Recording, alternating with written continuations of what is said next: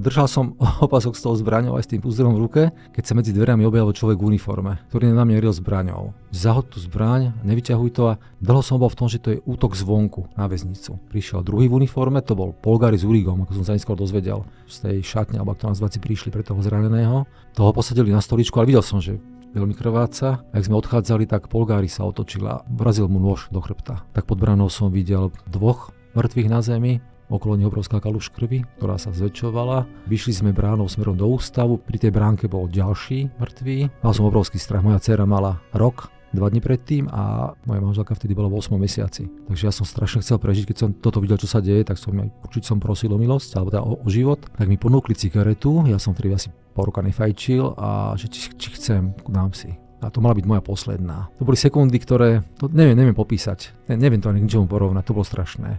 Potom neskôr na súde vypovedali, že ma chcel zabiť, že už mal nôž v podstate z nábehu alebo s tým, že odo mňa vrazí. Keď v tej chvíli to bol môj anjel strážny, búchanie na bránu. Vystúpil som, že vypadne, tak som vystúpil a oni sa začali natláčať. Zálta som počul, ešte boli dvere otvorené, tak som vystupoval, že Tibor, ale neviem, kto to bol, že zastrelho, že nemôže, že takto nechať odísť.